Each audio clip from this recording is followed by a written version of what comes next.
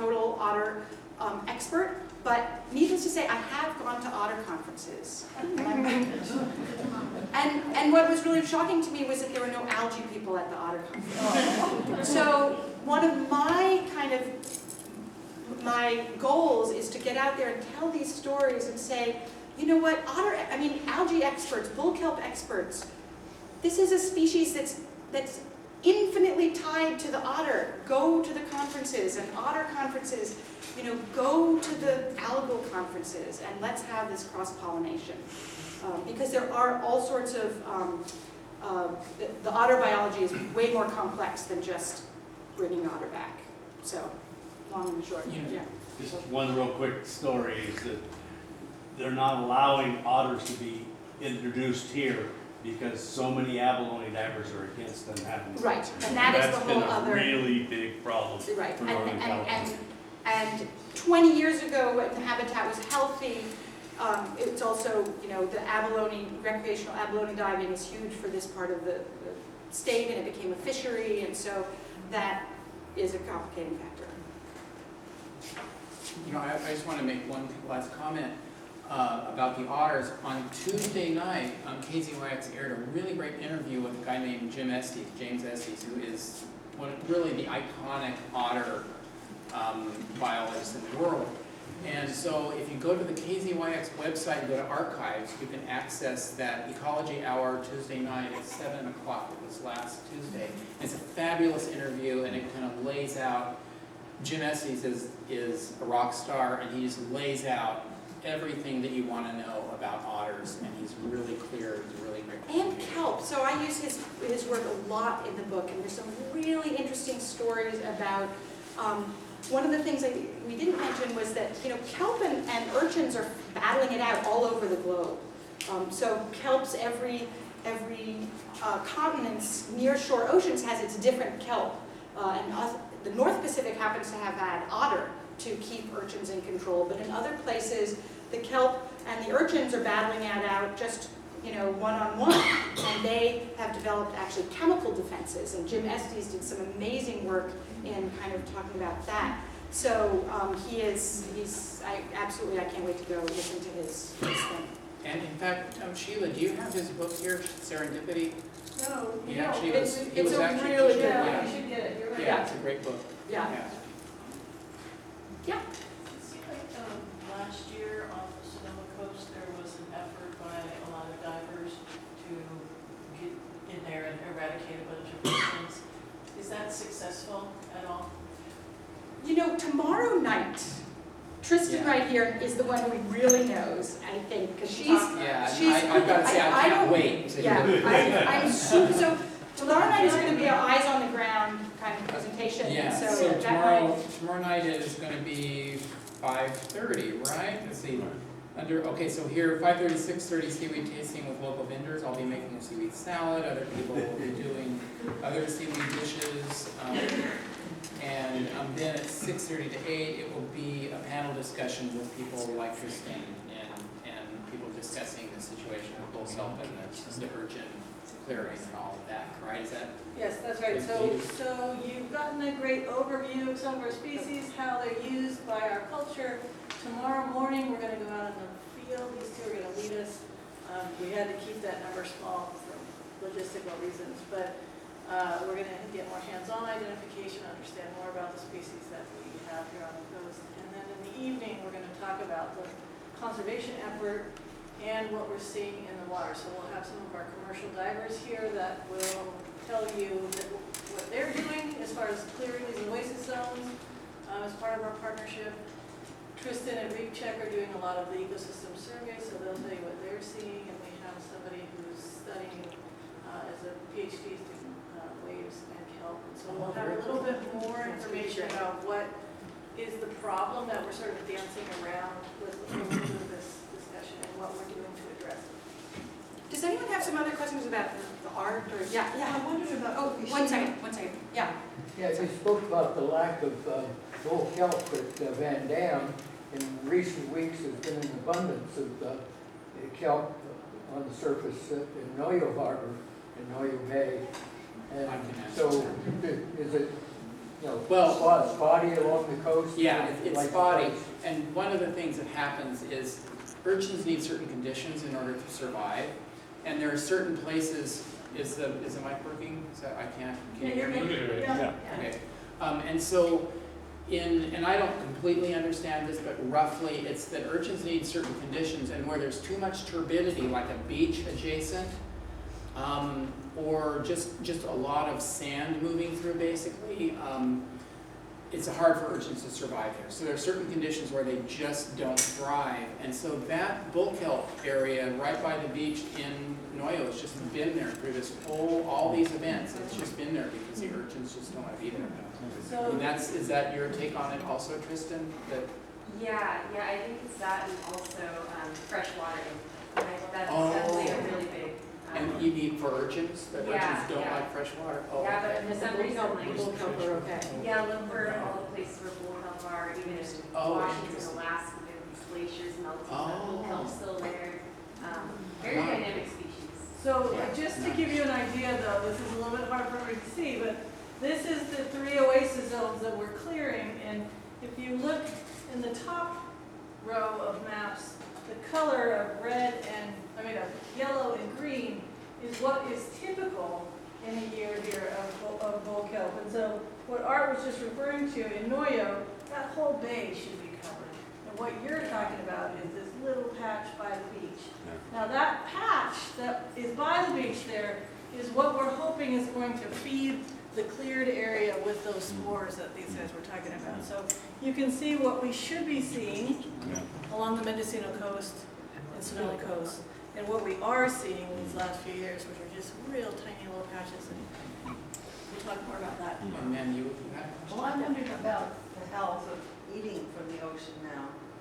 Oh, yeah, right. Fukushima. Well, it's yeah, been and actually years. this is what I wanted to cover. Do we have time for this, Sheila? for another Yeah, question? go ahead. Okay. Most people want to say. So, the Fukushima thing is something that has really affected my life because I have a seaweed business. And so, when Fukushima happened, the initial blast, there was a meltdown, and there were hydrogen blasts that went up when the reactors exploded, or was it reactor 2, whatever. And so, all of that radiation, mainly iodine, was sent into the upper atmosphere and into the jet stream, and in about 10 days, it was here in North America. And so there was a lot of concern about it, and so that dropped from the air onto some macrocystis down by Monterey, and also, by the way, dropped on crops on land, crops on whatever, but what came out in the news was that radiation was found in seaweed.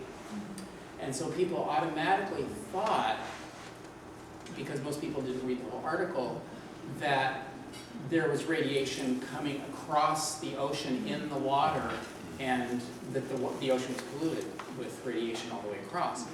But really, this ocean is a very complex system of upwellings and downwellings, and the North Pacific gyres, and all of those mixings meant that it actually took about, let's see, when was the Fukushima accident? 2011. 2011. So it took until 2014 for trace amounts of, in this case, it was cesium. The iodine that was initially released actually was a small, it was a short event because those blasts were just these single events. And fortunately, how long was the half-life? so fortunately, that's good, Eric. Erica was covered. She had my back, but I actually remember. That's good. So radioactive iodine, this particular iodine isotope had a very short half-life. So it had an 8-day half-life. So in 8 days, it's half as radioactive. In another 8 days, it's half as radioactive. In another 8 days, it's half as radioactive. So essentially, in about 6 weeks, that iodine was completely decayed. And so it's no longer radioactive. And fortunately, we didn't start harvesting until after that time. But then there's another isotope that's coming across in the ocean, and that's cesium. And we've had legacy cesium in the ocean since the nuclear tests that happened. Was it off Hawaii? Is that where those tests were? That basically are in the ocean in trace amounts. And so the cesium from Fukushima has come into that. And so we have now an elevated, here on the Mendocino coast, we have an elevated amount of cesium from Fukushima. It's always been a bit elevated since the nuclear tests in North Pacific, whenever that was in the 70s. But now here's what I'm trying to get at as how minute these amounts are, because I wouldn't want to sell seaweed if there were very high amounts. What they're finding is, I believe it's the peak that they found in 16, and now it's tapering off, was, I believe, 4 becquerels in Eureka per, I think it's 1 cubic meter of water. And the FDA safe limit for drinking water is 7,500 becquerels per liter of water. So even though the cesium is actually up 500% from when it was just the legacy cesium, it's a very trace amount, and they're predicting that will diminish. And what I understand also is that the cesium that was generated at Fukushima, for some reason, has a shorter half-life than that fission material, the isotope from those tests. And I don't understand all that. I'm not a nuclear Isn't it chemist. still going on now?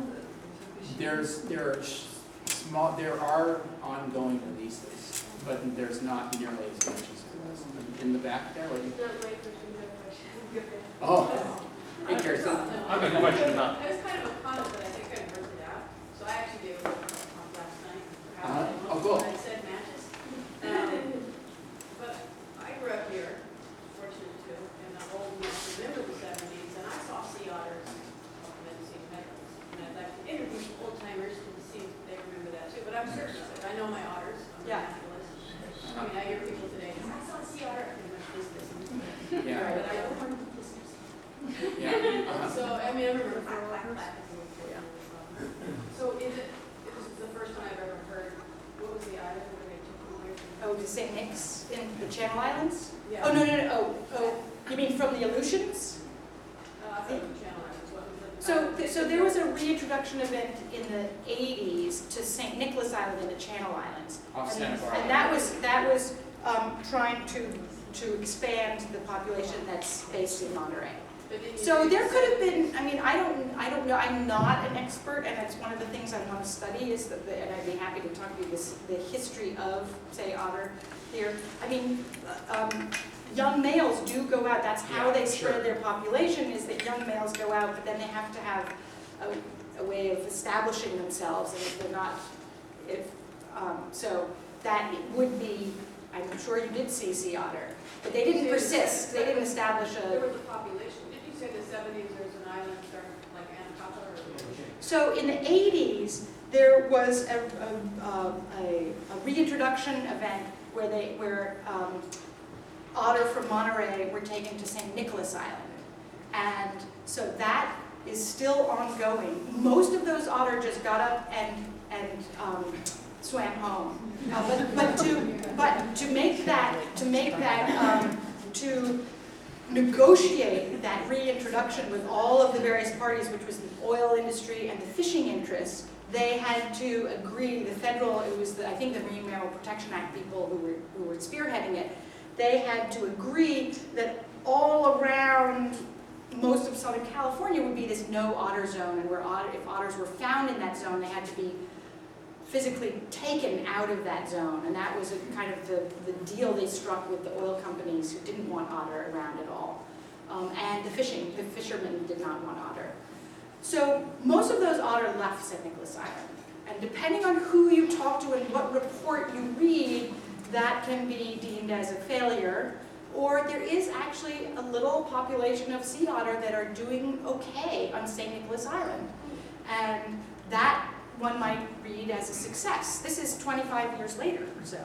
So it is really interesting. And where these otter have, the coast of Washington has these populations of otter that are actually quite different in where they live. They're living off the coast in these rafts of several thousand otter, which is not like how they are living in other places. So it's an ongoing, moving target, and so really interesting, and I don't think it's been written about or studied enough, so it's one of my next projects. I'm really intrigued by what you said about the art history and kind of going back in time and finding stories that talked about what was normal back at whatever time you were looking at. And how much effort did it take to find that less known biologist, I think, that had Yeah. Well, and I hope you get the book because it really is like bringing all that kind of interesting. The very last chapter, in fact, is about Pterogophora, the walking kelp, or that understory kelp that really isn't talked about enough. And Larry was the one who, was told me. He said, "Well, this is like the chaparral to the bull kelp being the redwoods, and because it doesn't reach the surface, it doesn't get as much attention." It's hard to survey. But to your point, one of the questions that comes up in that end chapter is how do we go way back, not only back to kind of the Western notion of first naming all of these, and those documents I found at the San Francisco Public Library. There is an amazing resource called AlgaeBase. And AlgaeBase is a website that is run by this amazing couple in Ireland, and they have the taxonomic history of every single species, and they have PDFs now. It's just amazing what's online, PDFs of the original documents. So I got to go find some Berkeley had. I got to go actually have physical contact with a 1768 book called Historia Fucorum. It was the first book dedicated specifically to describing marine algae, so it kind of started the study. So that was in the UC Berkeley libraries, but a lot of other stuff is online. Jim Estey's book has been a huge resource, and the papers that go back. But to that point, the last chapter kind of says, well, wait a second, this relationship with the otter goes, we've kind of lost sense of our relationship with the otter because they've just been gone for 170 years. But the First Nations in British Columbia, the Haida, all of the native Californians, all had some relationship with the otter in their various locales. And in some places, this is a very rough coast, but in the Channel Islands, there's some good evidence that there was culling going on for abalone, collection. In British Columbia, there's some anthropologists and sociologists who are working with the Haida tribe to kind of remember, like, how did they control the otter so that they not only could have their clam beds and their abalone, but also a healthy otter population? And was there a system for living together? So not only was I going into the kind of the Western stuff is easy to find online, but getting at the native, the really old sense. Even the other thing that's really hard to find is descriptions of the kelp beds prior to now. And the only one I mentioned in the book is, if you all have read 2 Years Before the Mast. Yeah, that is fantastic. And it is applying the coast, it's mostly Southern California, but applying the coast of California in the 1830s. And apparently the weather system was all different, but the kelp beds, none of the ships would actually anchor inside the kelp beds, because when the great southeasterly storms would come, the ships would have to run out to sea to be protected. You have to run downwind, and if you were inside the kelp beds, you couldn't get out. So, do those exist anymore? I mean, there's very few descriptions. So again, what's the historical, what's the normal, what's, the whole notion of shifting baselines is really interesting, and I could go on forever. Anyway, but it's been a wonderful, wonderful research opportunity, and I do have a really good bibliography, so everything, all my sources are listed in the book, and it's very wide-ranging.